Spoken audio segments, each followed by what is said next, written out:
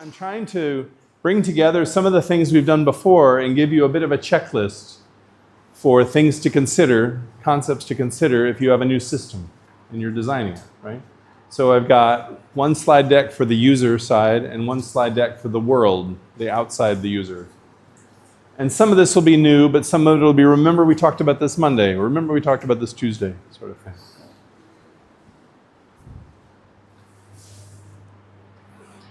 So I wanted to clarify some terms because I've heard people using terms in different ways, and so at least I thought I'd share the way I think these terms are. So cognitive psychology, I shortcut it and sometimes say it's what software is your brain running. You know, it's not going to solve your problems on the couch like Sigmund Freud, right?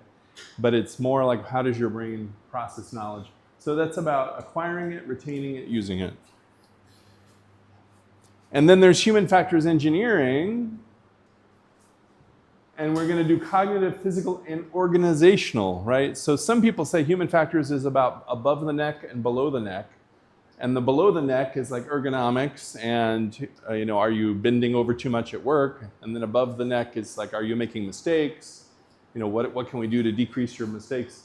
But it's useful to remember this organizational piece because a lot of human factors is going into an organization like a hospital and saying, you are not efficient, How are you allocating patients to beds? We can fix this and make it better. Right?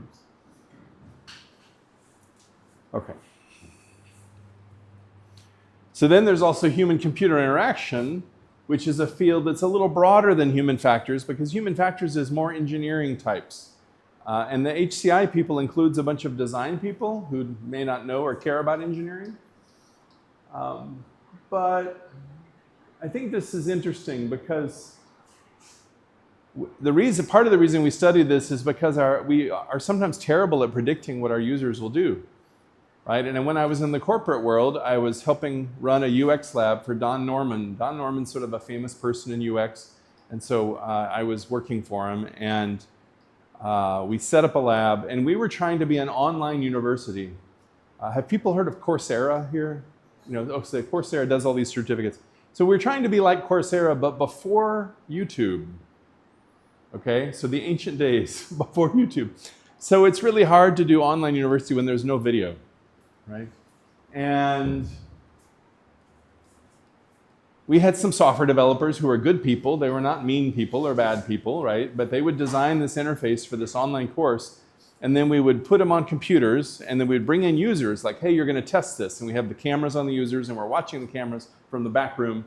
And Don Norman and I and a couple other people.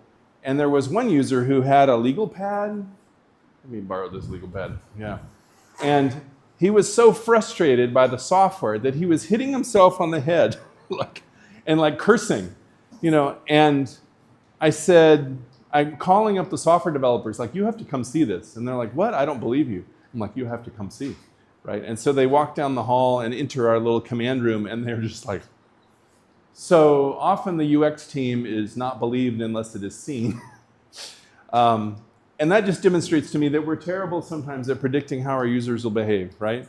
And so you might have a great idea for a new company, and you're like, oh, and everybody's going to use my app to order their food, something like this, and it's going to be better than all the other apps.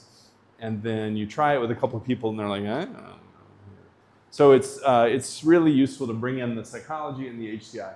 Right? So the previous example, why were they so surprised?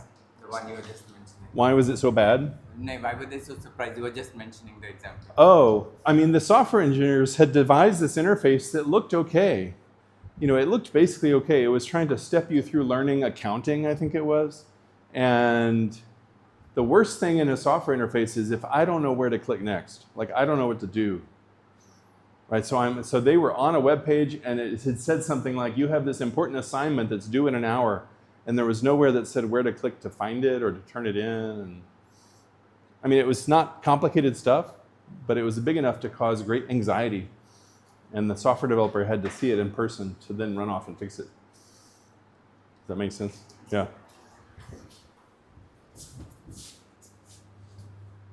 So here's a little decision-making activity. We're going to do an activity here for about 5 or 10 minutes in pairs. And your friend has asked you, help me figure out which TV to buy. And I'm going to ask you to spend about 8 minutes online with your partner and figure out which TV to buy. And here are the criteria. Your friend says this. Okay. Does this make sense? Okay, so there's not a right or wrong answer, right? But I just want you to experience the decision making under time pressure a little bit. You want me to put people in pairs, or you're ready to go? Sorry? You will. You would be good, sir. You're good in your pair. Okay. We are. You're a pair. You're going to be a pair? Okay. You got something. You're going to be a pair, and you can be a 3 or something. Okay, so go for it. Go for it. Start. You can start. I think you're with her. Yeah. I'm going to put my timer on for 8 minutes. So at the end of 8 minutes, I want you to have, like, they should buy this TV.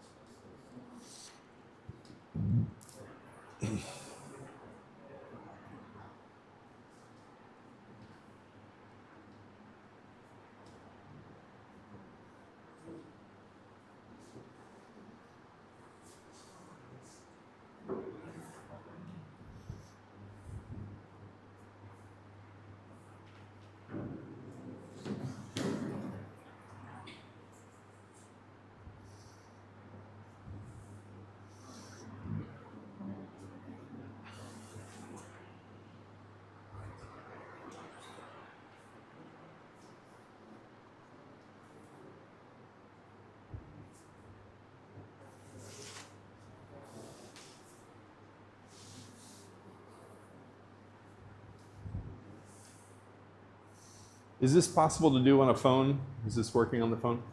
Okay. Hmm? Okay. It's what? The signals here are bit slow. Oh. Oh.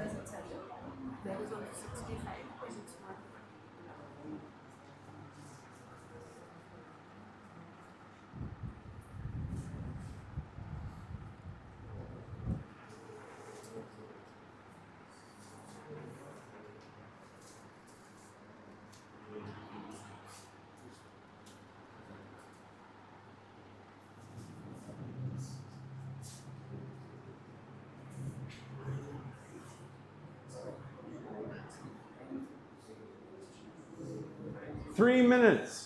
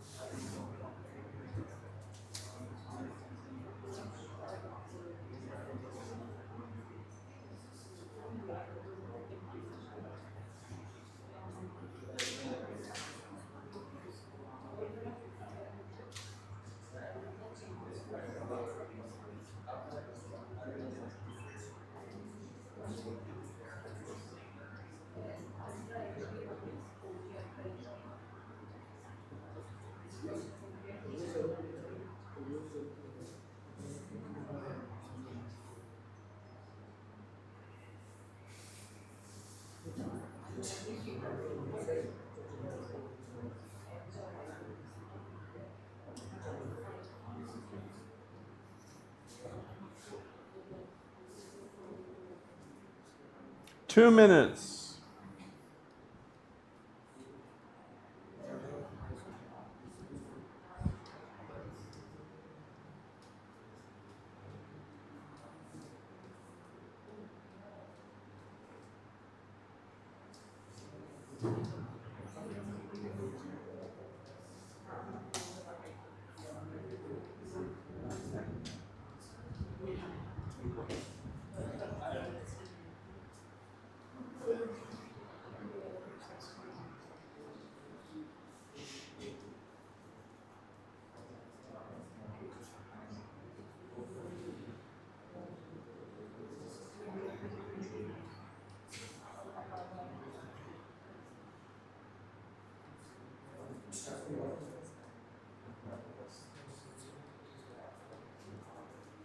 One minute.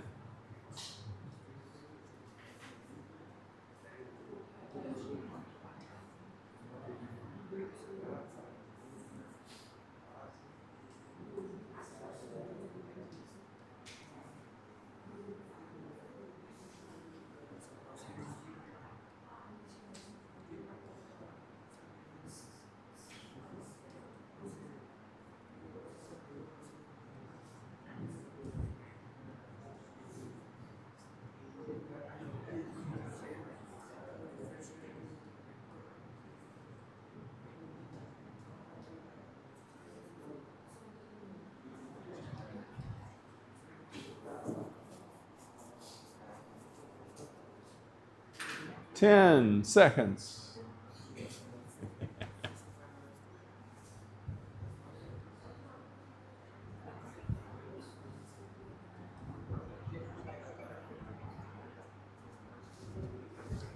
Okay, let's stop. All right, let's hear who's got, let's just quickly go through the groups and say the size of your TV. We're going to ask who is the biggest TV that meets the requirements. How big is yours? Yours is 55? Okay. How big is yours? 65. 65? 55? 55. All right, so y'all are sort of sticking with 55. How much does yours cost? Let's go for who's the cheapest one. 49,900. Wow. 49, okay. 96. 1,17,000. 117. One, right at one. 1,29,990. Okay, you went right up. And your TV's still 55? Yeah. Okay, so we have some vastly different results. Like, if all of you came as consultants to the friend would be like, who are y'all? You know, some of you are not as good as the others, right? Okay, so I guess I'm saying this not by say that you did a bad job, but more that this is a hard problem. So who thinks they would do a better solution if they had more time? If you had more time, would you get a better solution? Okay. How much more time would you need, do you think? 1 day. Like 5 minutes? All day? All day. All day. And you're gonna hunt through the website all day. You would be a very expensive consultant, right? But Maybe you could do a better job with all that. Okay. Surfing the internet would take a lot of time, sir, because we have to visit a lot of different sites and compare a lot of prices and specifications. Sometimes even after we compare the specs, they are still confused because they are very competitive. Means there are many products at the same price range, like there is only difference of 1000 rupees. So there are similar products by different brands. Yeah. There could be a problem with it. Which brand does the customer prefers? And so there's not one website that lets you hunt all the brands and filter? No, Okay. not exactly. There are multiple sites. They give different types of offers for everything else. So maybe that's an opportunity for a product then, right? You need some comparison shopping thing. I mean, Amazon tries to do that in the US, where Amazon will sell everything and then try to let you filter, but I don't think Amazon conquers the whole world so much like here. In India, there are two big giants, Amazon and Flipkart. They both are in competition. What's the second one? Flipkart. Flipcut? Flipkart. Flipcut, okay. Flipcard, like card, okay. Okay, so this is a task that was time pressure, and I was particularly trying to push the time pressure a little bit by like 3 minutes, you know. And you can't, you have to cut corners when when you don't have the full time. You have to make best guesses and judgments. So your users are often going to be doing this, right? Because they also have a brain that is limited, and maybe their significant other is talking to them and they're distracting, or their boss is talking to them. So the users that you're envisioning, you're like, my user is going to love my data dashboard, and they are going to make the perfect decisions about which product to sell next quarter. And they are so distracted, and you just don't know. So you almost have to imagine these distracted and imperfect users. So we're going to go through some of the things today about what makes that hard. You could say, oh, I needed better requirements. My job would have been easier if I had better requirements. That's another thing you can say. But often you don't have all the requirements, right? You have to make do with what you can. And so it turns out there's a whole science of people analyzing the way our brains take shortcuts the best we can. So let's look at the factors that affected you. Has anyone heard of satisficing? Satisficing is a technical term for I want to be satisfied, but I'm just going to try to meet all the criteria. So I could take different approaches, right? So the thing is that the optimal world is some mathematical world where we find the perfect solution to a giant math problem, which is here's these requirements. But the real world is not really like that. So you have to do the satisficing. It's like, okay, here's a bundle of TVs. They all meet the criteria, but now I have to pick and choose. And then you can eliminate them. And then the lexicographic idea is that I'm going to, maybe I have multiple attributes and I start to realize that some attributes are more important than others. So when my spouse and I are, data-driven professor nerd type people. And so when after we married, we were trying to decide where to move. We got married in Boston, and we were like, well, we want to move somewhere else, maybe better jobs. And so we had an Excel spreadsheet with 14 variables evaluating cities on things like medical care quality and proximity to airport and quality of the schools and all these variables, cost of living.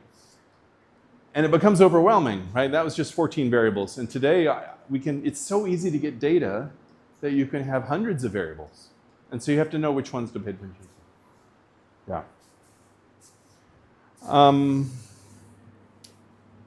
So do you think you were affected by the pretty pictures on the website?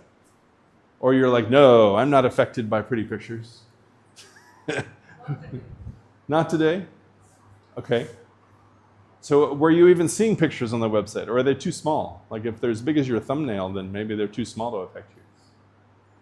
And that's an example of mobile versus desktop. So when I've done this exercise in classes, you get some people on their phones, some people on desktop. And the desktop people are more prone to the pictures because they're big pictures.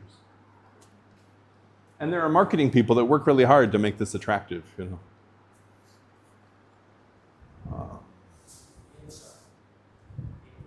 I didn't even have to, because it was very clear on the laptop. Okay. So I didn't even have to see the image. It's already there, big. It's just right there. Yeah. I didn't have to even scan for it. Probably makes a difference. Mobile version. Yeah. So it turns out that advertisers, I don't know if you've ever seen these do you have billboards here? Like, on the side of the road, right? I mean, I should say, yeah. I try not to look too stupid, but I haven't been on the roads enough to know. There will sometimes be ads that are just like the name of the product. It might just be like Apple. And it's not really saying Apple's great, it's just more like Apple. And then you're like, why spend money just saying that? Okay, so psychologically, there's a thing about recognition. So if you're going to the store and maybe you're at the store and I'm trying to buy soap for my bathroom and there's all these brands of soap and what do? It's a little overwhelming. My brain is like, don't get overwhelmed, just pick the one you recognize. And that's a shortcut method. So if advertisers can get you to recognize it, you may know nothing about the soap called Spring Fresh, but you're like, oh, I've seen it, I've heard of this one, it must be good. And so the advertisers are just trying to get it into your head. Right? Then we have TV shows, serials like dramas. So it usually for half an hour. But within that half an hour, the advertisement will be for say 10 minutes. And even if you tune to FM radio, so like every 5 minutes.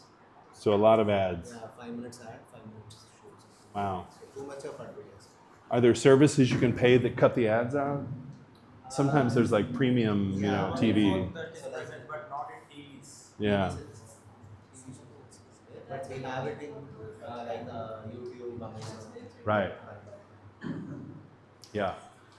Okay. So there are people paid a lot of money to do this, right? I mean, this is not like, if you're an engineer, you shouldn't be thinking like, oh, those are just the artsy people. I can ignore them. No, they have power over your brain. It's worth thinking about. Human emotion has been characterized this way in two axes. Valence is sort of good or bad. So the bad is over there, the good is over here. And arousal level.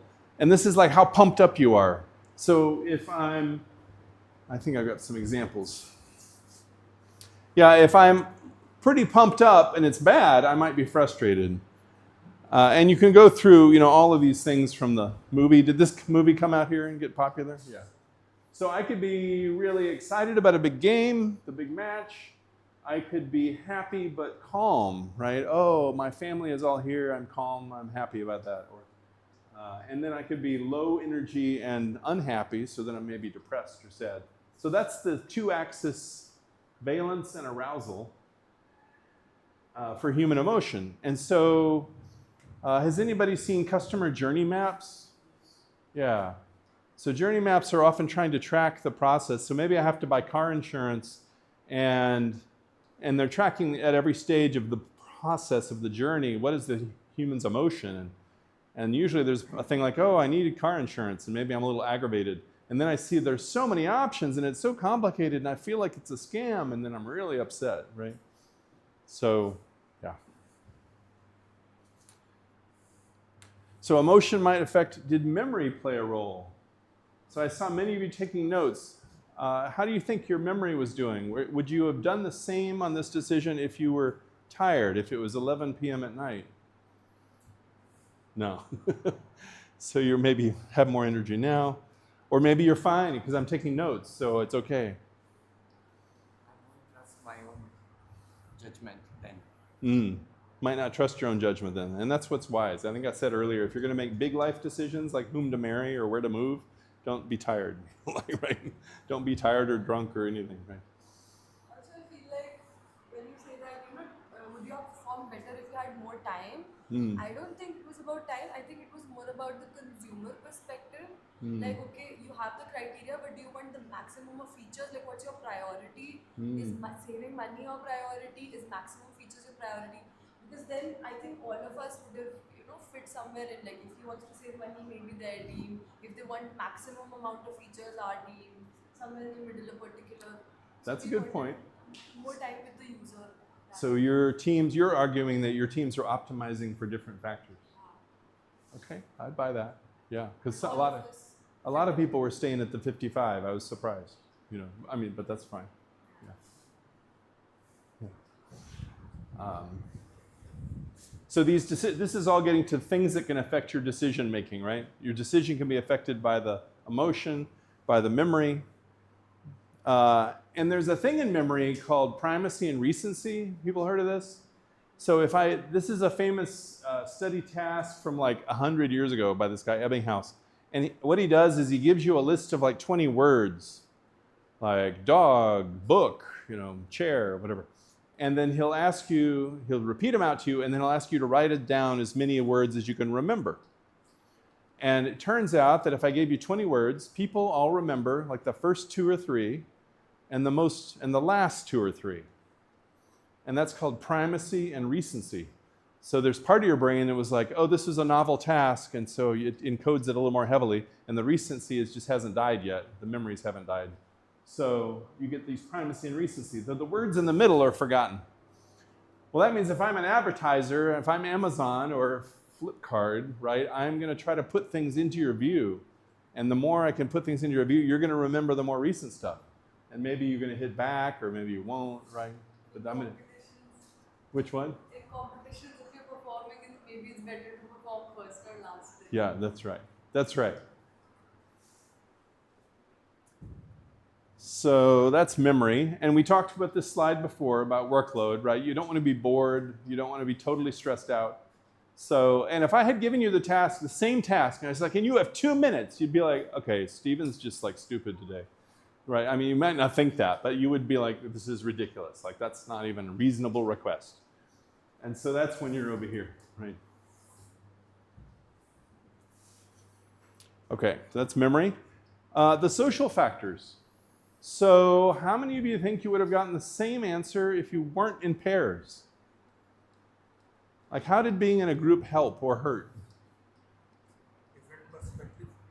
So you think it helped? Because I saw some of the teams were like, oh, let's both look up things and then maybe synthesize.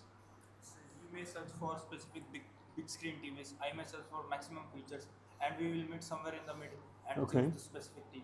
I mean, that sounds good if you can do that. Yeah. Y'all had 3 of you going. What were you doing the same thing? So what we did, we have scanned 3 different websites. Mm-hmm. Nice. So he chose a different website, I chose a different website, and we chose a different website. So we all club down all the choices we have got from the criteria. And we have checked if there is any same choice. Same alternatives or not. Nice. So that's parallel processing. So that really helped.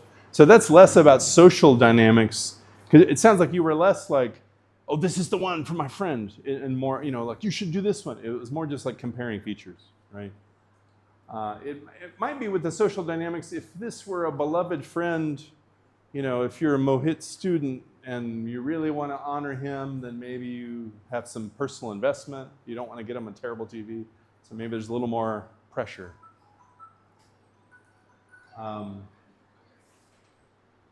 So the thing about other people's opinions, the compliance is about, do you do what your friend says, right? So if your friend says, oh, we should do this one, it could be that you think, oh, my friend is trustworthy. I trust my friend to be right. My friend is going to have the facts. Or it could be that I'm feeling the pressure, especially in a slightly larger group. Like in a group of 3, it's going to be more than a group of 2. You might feel pressure to be like, well, I don't want to rock the boat. These 2 guys are saying this, but, so it's harder for you to fight the other 2 than if it's just 2 of you, right? So you can be aware of that in decisions. Like if you're trying to make a decision at work, how many people are there, and is there going to be pressure this way?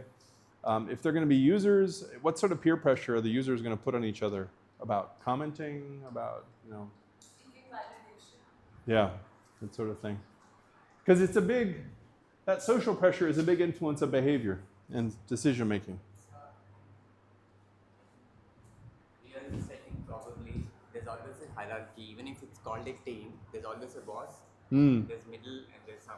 So even if they're saying something, at the end of the day, the boss says something and everyone aligned with the Right. boss. So there may be this hierarchy where the boss says something, even though they had a rich discussion, everyone's like, oh, okay. Yeah. And it would be great if that were not the case, right? It would be great if the boss could create a safe space for disagreement that would, everybody's like, well, we have the evidence accumulated. So even though you say this, hey boss, look at this evidence. And if the boss doesn't yell about that, then you're good. Right? But it's not always the case.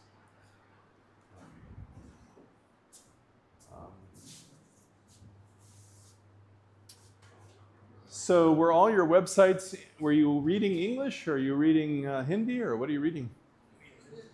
Okay. Are they all just English, or are there also Hindi versions? We have an option to change in some websites. You can go for the Okay. select the language. How do you think the choice matters so that it defaults to English? Some specifications, if you convert it in Hindi, it would be harder to understand. Hmm. Like specification, like I think not screen size, but the Like processor information about Uh, speeds. If you change it to language to Hindi or any other language, there will be a harder time understanding. Okay. You were going to say something. Well, we're going to say the same thing. So, most of us, say it's kind of a societal norms also. From our very young age, we have thought that if you are going to be successful in your life, you want to be further in your life, you have to read it in English. Oh. Since it's a general language, so in school level, so from class 5 to 10, we have written in a regional language paper. But when we opted out for in higher studies in 11, 12, then we are studying the books in English. Why? Okay. Because it will be understandable, much understandable for us when we are going for further higher studies. Because the teachers are going to be giving lectures in English. Yeah. They will not give lectures in Bengali or Hindi or in the regional. Okay. So that societal norms plays a big role.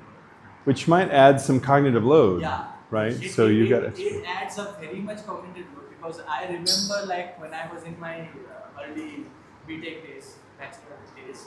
So so I came from urban city area. So and one of my batchmate or roommate, he was from a very primitive area from Bakura. So it's a rural area. So he doesn't know English that much. So we used to sit side by side in our class. So professor is giving lecture in English, and he was listening to 2 words, then asking me, "Hey, what is he saying? I'm not understanding. I'm not getting it." Mm-hmm. So he was back and forth.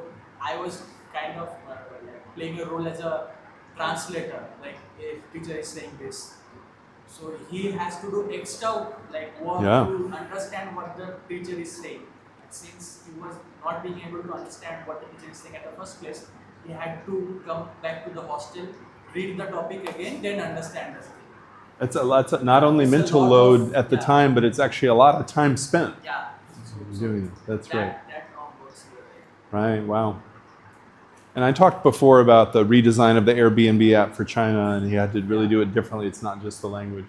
The language comes out to be a big deal. If you're making a product, the internationalization of language is really hard. It's always harder than you think, and expensive. So if you can make a product that doesn't even use any words, then that's great. Just, arrows and shapes and buttons.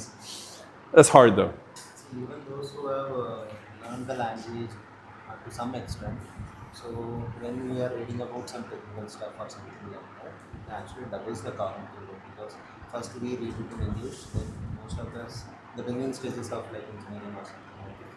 And then we have to think the same thing in our native language. So it's like 2 steps. Yeah. Yeah, I know. So when I went to be an exchange student in Germany when I was in high school, it took about 2 months, and then I started to think in German. And I remember waking up one day and oh, I'm thinking in German now. This is interesting. It was different. And so now I can still speak German okay, but I'm not thinking in German anymore. It's pretty rare. India is also one of the 12 countries that doesn't teach us their national language.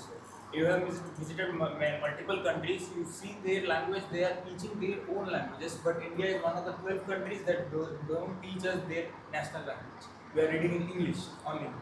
So you're not taking lessons in Hindi? Only one particular subject would be our language, and other subjects will be in English. Yeah, one language will be there. Definitely one language will be there. That is a regional language. Like for example, Mohit is there, me, but I am from the south of India and he is from this side. So we converse in English. It's a mutual language. Yeah. And language is really important for people, right? I was reading the news and there was this news bite about somebody in Bangladeshi, and there was a big outrage. It's like, no, you don't. You speak Bengali. And I was asking a colleague, like, why was there such big outrage? That seems like just a mistake. And she was explaining that people are, you're in my country, you should speak this language, that sort of thing. So it's a big deal. So you don't want to, it'd be like showing up for the party in the wrong clothes or something like this, right? Somehow lately, like there's been a political uproar everywhere, not just in India, but specifically in India. For example, in Mumbai, people have been saying, somebody's coming, a reporter is coming and he's saying, why are you not talking in Marathi? You have to talk in Marathi. And then in the south, also in Bangalore, there's That's been more a of huge... politics, and I think the problem started with after independence. The states were divided based linguistically. So based on the language, they were divided, but the population there was not so. It was not like completely like the same. Not you take any state in India, it won't be the case. But due to some reasons, they were divided based on language. And Yeah. also like Mumbai and Bangalore, they're like the hubs, like one is Silicon Valley and the other one is like Banker. Bollywood. Oh, okay. So there are people coming from everywhere, and now the local population is getting frustrated due to the employment opportunities going to other people. It all makes sense. Yeah. So at Iowa State, there's a lot of international students. And a couple of my students are Iranian, a couple speak Spanish and this sort of thing. And so one said, oh, I was on the bus. There's a lot of buses around. I was on the bus and I was speaking Persian with my friend, and somebody said, you should speak English because you're in America. And I was like, okay, that's not very welcoming, right? Like we're trying to be, people are supposed to be welcoming for everybody. So I think it's an ongoing battle. It's not like, yeah. 3 weeks ago, like 3 weeks ago, I had visited Germany as well, and I met a couple of Indians, and they said that they've been living there for 10 years, but lately they have started feeling like people are staring or they're being rude, or in a first glance they're not that welcoming. And it was also due to because they believe due to the borders being open and everybody just assuming that they're an immigrant rather than a person who's employed. Yeah. This is in the U.S., you're saying? No, in Germany. In Germany. Oh, yeah. Yeah, when I lived in Germany, it was like 87, right? So it was a long time ago, but they were just letting in Turks. Yeah. And so it was all the white Germans letting in the Turk immigrants and the refugees, and the Turks were working hard, but people didn't want them until the Turks set up the gyros shops, and then they liked their food. Yeah. So it's this ambivalence thing. Yeah, the dinner kebabs. So it's hard with the language stuff. And I mentioned last time about we feel it's easier to work with people like us, right? But you'll get more ideas if you can work with people who are different. Yeah. Okay. Here's ABC, right? But now it's that middle thing turned to a 13. Right? Let me go back.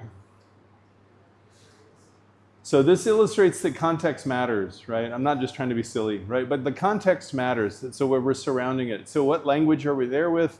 And what circumstances are you in? And so you always gotta, that's why I kept telling you about like writing your stories. And the product is living inside a story.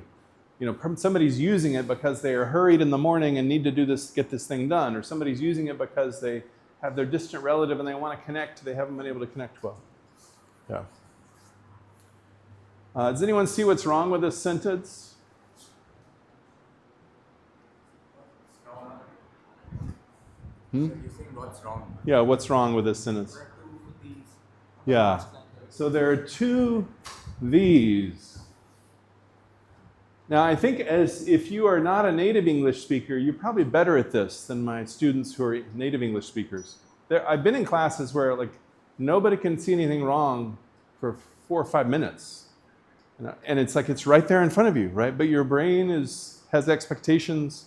It overrides your vision. We're not doing cameras, so. In language, this is still on language, there's a thing called pragmatics. So it could be raining in a horrible mess, and I say, oh, the weather's really great. So then if I'm a computer trying to listen to what Stephen's saying and interpret that, because maybe I'm an AI agent on a badge on my shirt or something, it'd be like, oh, Stephen thinks that raining terribly is really great weather. Okay, log that for the future. So if this AI doesn't understand pragmatics, it's not going to work. So language is this pretty complicated thing. And you notice the agents like ChatGPT and Claude and the others, they're living outside this world. Like there's no weather in ChatGPT, right? There's no external forces. It's just in its own little world. So the pragmatic stuff can get lost pretty easily. Technically, there are pragmatic studies they mention sometimes. So, in essence, like technically, what does it actually mean? The pragmatics? It means it's the. I mean, I'm not a linguist, right? So, but to me, it means the meaning that's captured in the context around the use. So I can't understand what the language means unless I understand a little bit of the context too. So am I wrong in saying I used to understand it's like the practical part of it, how you assess something in terms of practice, daily practice or practical. It's not that, it's the context. I mean, it overlaps a little bit with this practice, like the use in practice. Maybe if everybody's sarcastic about the weather, the weather's really great. Yeah, it sure is really great, and maybe that's the way the people in this city talk about the weather. So you could talk about that as practice. But I think there's this context piece. But you can, if you Google it and I'm wrong, then I'm okay. Something like the class was boring. Something like when you go out and your friend asks how was the class, you say the class was great. Yeah, right. No, that was great.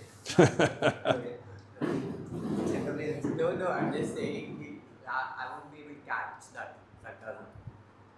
This comes up, this sort of sarcasm type stuff. I've seen examples analyzing people talking about a date after the date too. Like, how was your date? Oh, it was a perfect match for me, something like that, right? It's like, I put up a map of Namibia here. Here's the map of Namibia. So if you hold up your left hand like this, everybody hold up your left hand and stick your thumb out.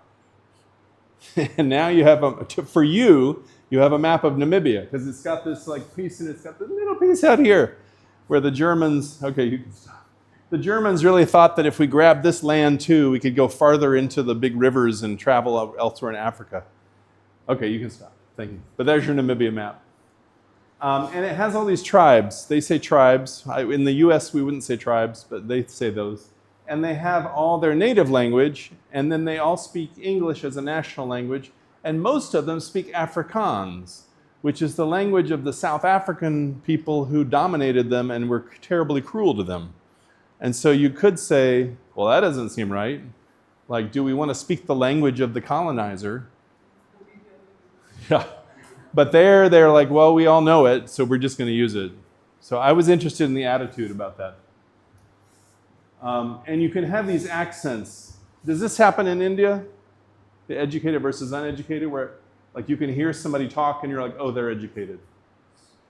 Okay. So you can have this a little bit in the US. It's not always true, but it's word choice is one thing, but there's also sometimes an accent. Particularly in the US in the Northeast, where Harvard is and where all the education started, there's an accent from up there that you can hear. I think there's a superficial assumption because of the amount of languages we have that it's not about the accent, it's about the language. So people assume that if you speak English, you're educated. Okay. And I know you're taught British English, right? Not American English. Here's an American English tip, because I get Indian students coming to Iowa State every year, and they'll come and ask questions, and they'll say, I have a doubt. And I'm like, what? So if you're in the US, I wouldn't say that. I would say, and not that it's terrible, I would say, I have a question. And the only time I use doubt in American English is like you tell me that there are 10 penguins outside, and I say, I doubt that. And so it's more like, I think you're lying. That's just a tip. Somehow, in the British version, that's okay, I guess. I don't know. If you were to speak the Harvard way, how would you speak? At Harvard? Yeah, I mean, it's still the U.S., so I think you should still say, yeah. Oh, you want to hear the accent? Oh, okay, let's see if I can imagine that. Today we are going to speak about cognitive engineering, and it's going to be very interesting, and you will learn about this more later. I don't know, does that sound any different? I don't know. It's a little closer to British. No, I don't know. Yeah. Yeah, I'm from Texas originally, and so my kids laugh because if I get emotional, the Texas comes out. And like I was frustrated when they were younger teenagers, and I'm like, "We gotta go, get back in the van," you know, like. So there's Southern, Texan, Northeast, and then like Midwestern neutral. So in the U.S., they have newscasters on the TV who give the news, and they always get them from the Midwest, if they can, because they have the most neutral accent. And if you have the Southern accent, then everybody thinks you're stupid and uneducated, which is, unfortunate. Because in the South, all the schools are terrible. So, yeah. Okay, so I'm writing some software. I'm logging into the software. Here's what it says. It says either A or B.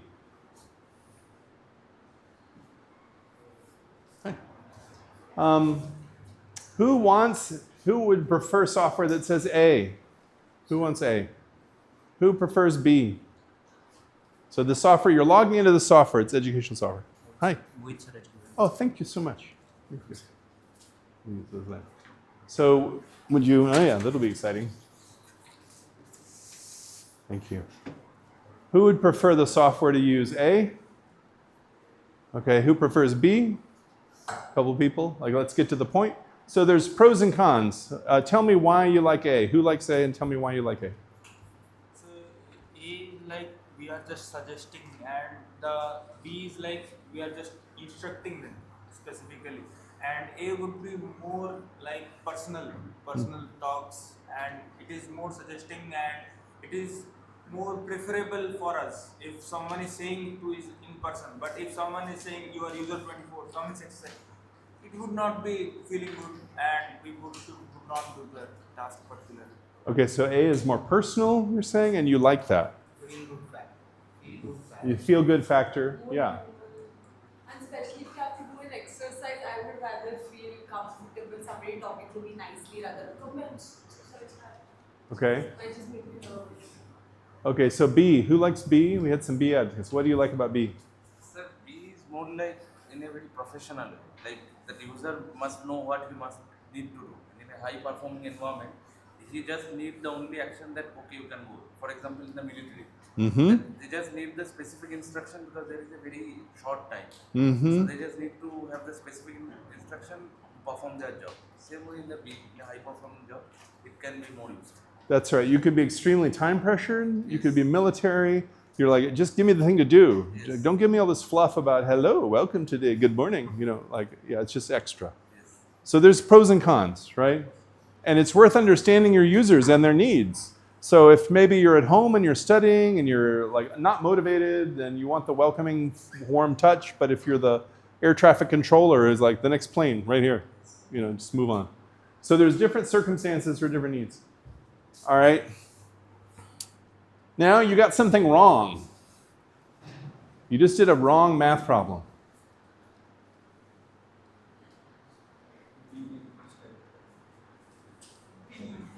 So who likes? So who likes A? Does anyone prefer A? Okay, we have some A preferences. Who prefers B? Anyone? Okay, so the hands are different than the A, B people before. Okay, so why do you like A? Let's the A likers. Who likes A? Yeah. When you make the comparison, then you use the efficient word after that. It's a comparison. Yeah. Okay, and it's still personal, right? Okay. But we get more efficient word from the person. So it's going to be, you're thinking it's going to drive me and motivate me to get better. Okay? This is a little bit like a finger wagging mother or something, right? Like, you can do better. Okay, thank you. Who likes B? He's like, okay. It is much more specific. if you're doing anything wrong, okay, it's pointing out direct into your mistakes. Okay, it's just you're incorrect. And then it very quickly tells you this is wrong, try again. Okay, so it's about simplicity and speed. And again, it might depend on the circumstance you want, right? Maybe I need to move quickly, or maybe I want this personal touch. It could depend on how long am I using this software? Am I going to use it for like months and months? Is Duolingo a thing here? Yeah, and you get the little owl. It's like, hey, streaks. Yeah. Now that I think about it, I also feel like it would matter a lot whether this text is written or is being called down. Oh, great point. Is it written or being spoken? Right? If the text is spoken to you, there's even more of a difference about length, right? Because if it's spoken to you and you go to this previous one, that takes a lot longer to say. A is a lot longer to speak, right? Yeah. Yeah, I've even noticed, does anyone use ChatGPT with the phone app where it talks to you? And it's speaking? And it sounds like Scarlett Johansson or some attractive woman actress, right? And I was interested that I was trying it out, and I felt, when it was talking, I felt obligated to say thank you. And I was like, I was just saying thank you. But I didn't feel that with the typing, right? So it's very different, the programming we have, Yeah.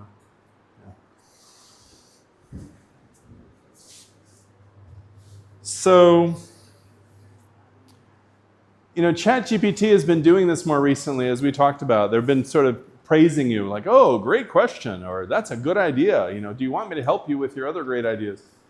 And back in 1996, Clifford Nass at Stanford was a guy who was studying how computers are attributed with emotions by people. And he had a book called The Man Who Lied to His Laptop.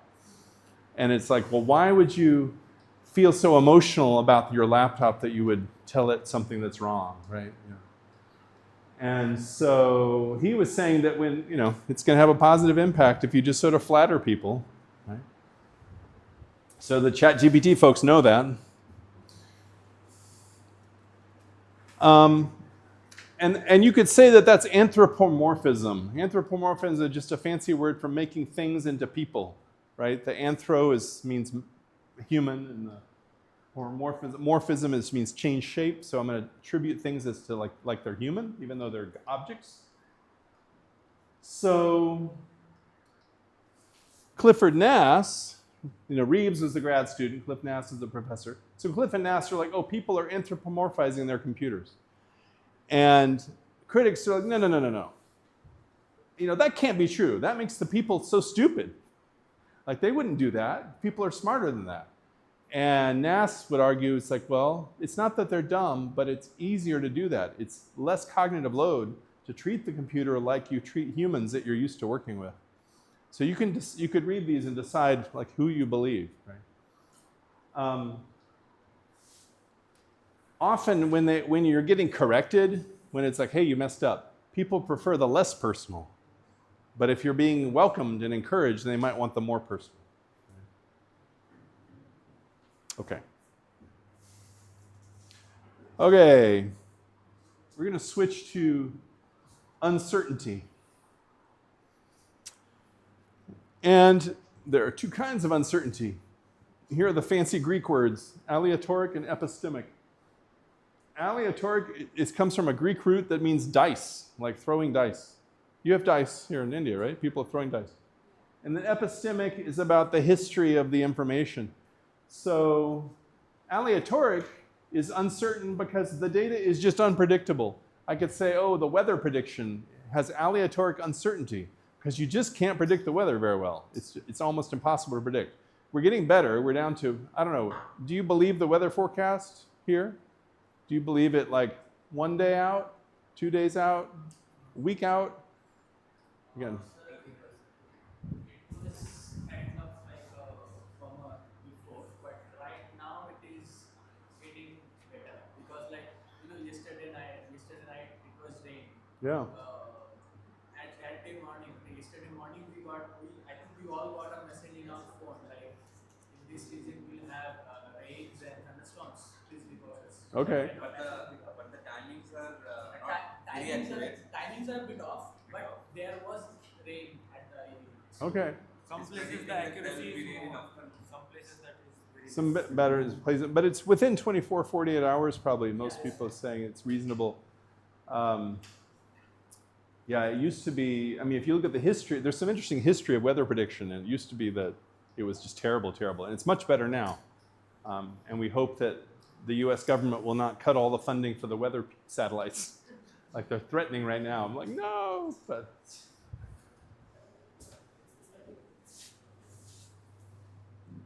Okay, so that's the unpredictable data, like weather. Or you might say aleatoric uncertainty is also about your, maybe what your body's going to do, how your body's going to react to something, because it's never had this new drug, say.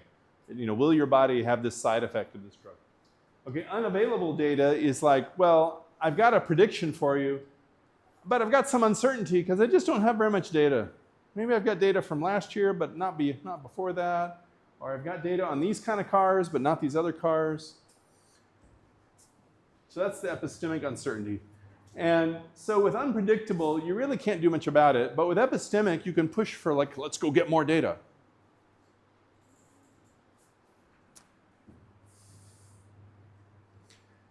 So this is going to come back about these types of uncertainty. Generally, there was a wave of economists and people in the 1950s that thought that humans did sort of math when they're deciding on their preferences. And they would talk about utility functions and utility curves. And then people came along and said, no, humans aren't really doing math like that. And instead, they're doing Bayesian probabilities. Has anyone heard of Bayesian probability? So Bayesian, there's a Bayes formula you can look up from this guy named Bayes, the first 5 letters there. And it basically says, like, you could say, there's a cow out in the hallway. And I say to myself, do I believe this? What's the probability of that being true? And that's going to be based on 2 kinds of prior probabilities. How many cows are there around? It's like, oh, there's a reasonable number of cows around. And how many times have I seen a cow in the hallway before? It's like, well, I haven't seen them in the hallway, so that's less likely. But I would probably be like, oh, maybe something unusual is happening. Okay. But if you said there's a penguin in the hallway, I'll be like, okay, how many penguins are around? There's like almost none. And the prior on that is low. And the penguins are very low on penguins in the hallway. So I'm going to be like, I don't believe you.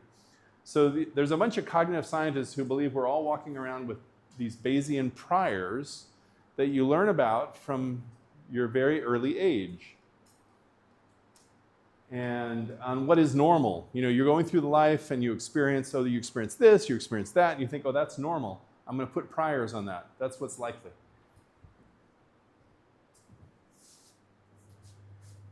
So here's an example of the people who thought we all have little math calculators in us. So we're going to go betting in the horse race. And we've got in gamble A, we say there's a 10% chance you can win $10. And there's a 90% chance you lose $1. And on gamble B, there's a 90% chance you win $1, and there's a 10% chance you lose $10. So who wants gamble A? Does anyone want to bet on gamble A? Anyone want A? Nobody wants A? Anyone want B? Okay, you got to choose here. You're like, I don't know about this. All right, let me give you a chance to think. Who wants A? A. Ria's like, I'll take A. Okay, in the front here. Yes, on the back. Okay, we got some A people. Who wants B? Okay. Now, it is worth noting humans tend to vary on how risk averse you are. It's like, some people are really fearful, like, oh, I'm going to keep all my money right here. Other people, $10 may not be a big deal. Like, oh, I've got so much money, $10 is nothing, whatever. Right. So people vary a little bit. But if you do the math, gamble A is better mathematically, right? Because you're like, okay, 10% of winning $10 minus 90% of losing $1, and that's an expected value of 10 cents. And I'm doing here, 90% of winning $1 minus 10% of losing $10, that's like negative 10 cents. So it's very close. We're talking pennies. But, this one's better. And this is evidence that we are not human calculators. because most people don't look at those two and go like chunk, chunk, chunk, chunk, chunk, and figure that out. If you're an economic person or a math person, maybe you would. Yeah. Okay, here's another one. You've got A and B. 1% chance of winning $100 or 100% chance of winning $1. Which one do you want? Who wants A? A. Ria's like, I want to win the big money. Okay. Who wants B? They're like, I want my dollar. All right. So what's interesting is that these have the same expected value. So you do the math, they're the same, right? But a lot of people are excited about option A because it feels like an adventure, feels like special and unusual. And so generally people are bad at estimating probabilities.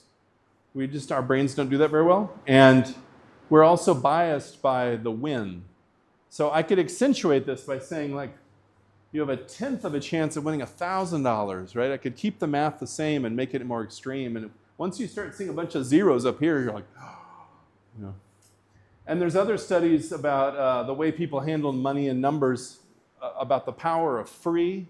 So if I have, like, I'm standing and in the market and people are walking by and I have a little table and I have 2 kinds of chocolate and I say, these chocolates are, I don't know, how much should a chocolate cost? 50 rupees? 100 rupees? I don't know. So give me a number. 50. Okay, so I want cheap chocolate. What's the cheap chocolate? 10 rupees. 10 rupees. Okay, so I got my cheap chocolate for 10 rupees each, and I have really nice chocolate for like 100 rupees. Okay, so if you have this, people will come and they'll see the 10 rupees and they're like, ugh, that's cheap chocolate, I don't want that, and they'll pay the 100. But if I change the 10 rupee chocolate to free, I have I have excess from my stock and my store, needs to get rid of excess, then people all take the free chocolate.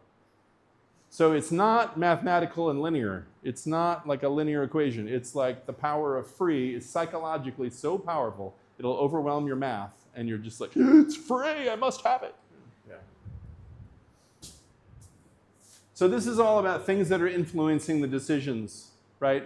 We're going back. So before you came in, I had them making decisions about which TV to buy, and we were talking about things that influence that. So we can be influenced by language, by emotion, and now this is all this sort of probability and uncertainty, which really messes with people's heads. So there's something called the availability heuristic. So I could ask you, without showing you all this, is it more likely to die of stomach cancer than an auto accident?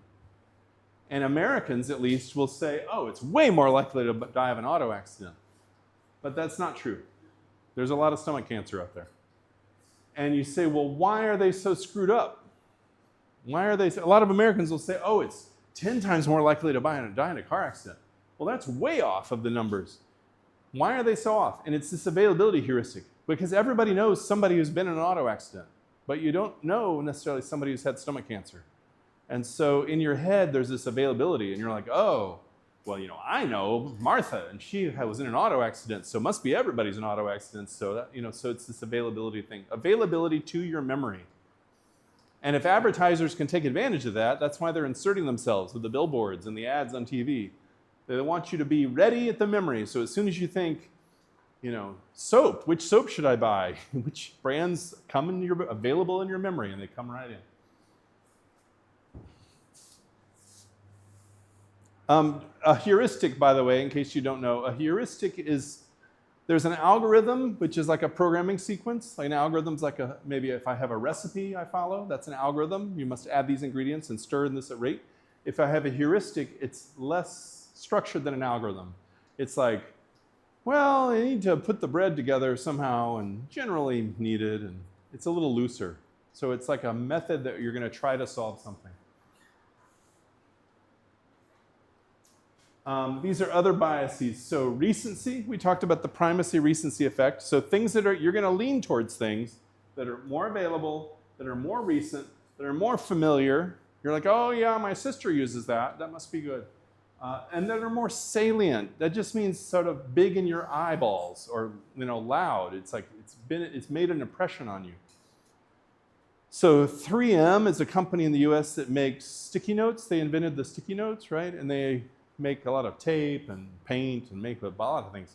And they have some fancy software that tries to imitate what the human vision notices when you look at a product package.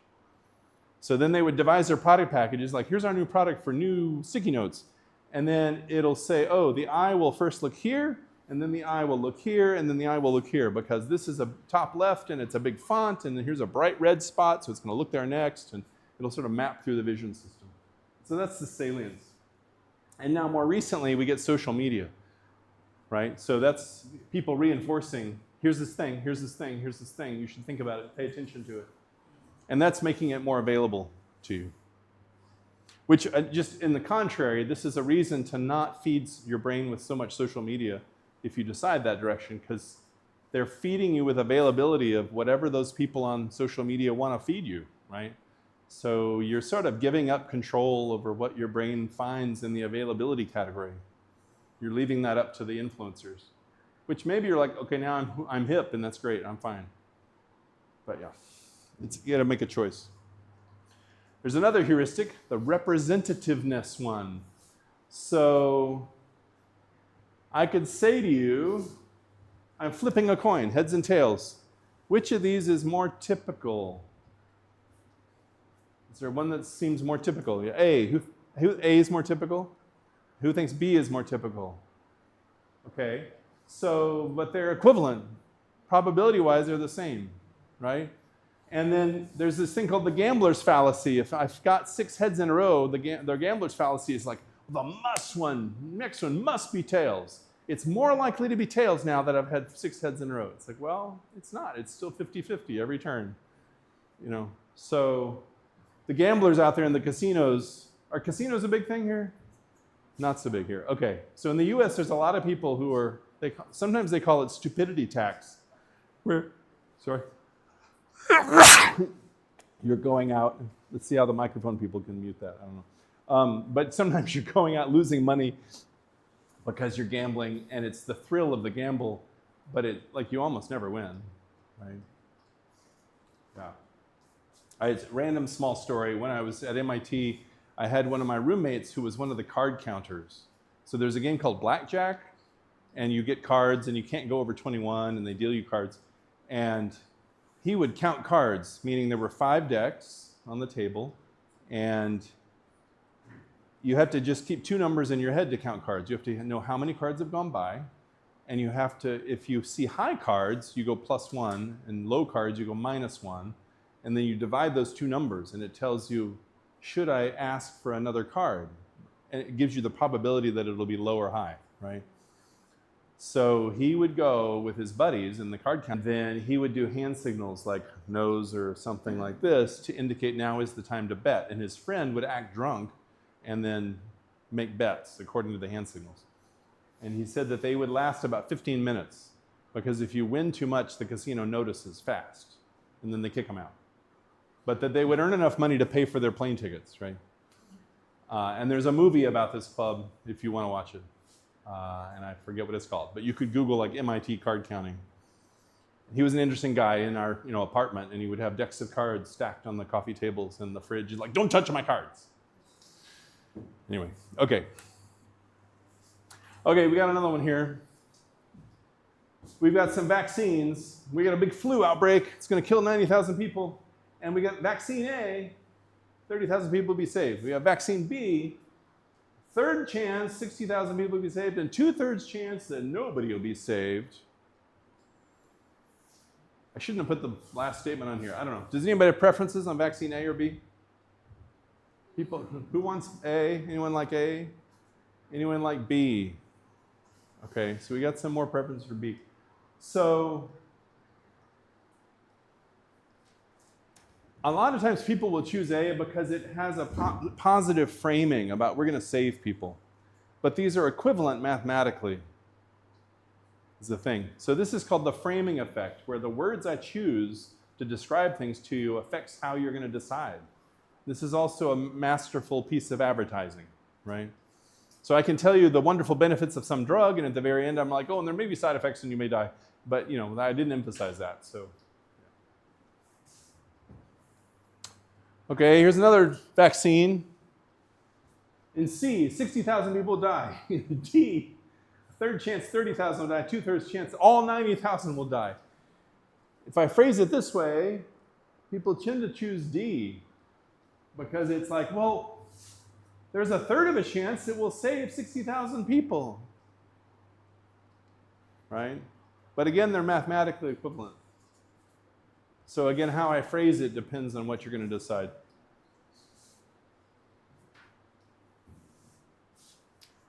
Okay.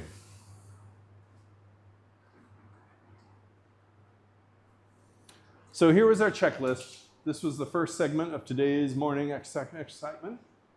We went through emotion, memory and workload, social factors, language, and uncertainty affecting your decisions and your products. So what we're going to build up to is I've got another deck after our break with a checklist. Those are like checklists for the user, and I've got a checklist for the environment around the user. And then we have an activity where I'm going to give you an example of a system, and you're supposed to evaluate it using these checklists. And I really liked your stories, by the way. Do people read the stories everybody wrote from the story? So there are 3 stories. Is that right? Did you get everybody's story? There are 3 stories. Those are really nice. And then, but I've seen nobody do the trust measure yet. That's a lot harder. Is anybody going to do a trust measure later today, or you're like, I don't know? We have done, but we still not uploaded it. Okay. But it's done. Okay, that's great. That's going to be fun to see. I think it'd be nice to talk about that a little later. If you could get it uploaded in the next, 90 minutes, that would be nice. There's a document I made for uploading the trust measures. Okay, good? All right, let's take a break. One more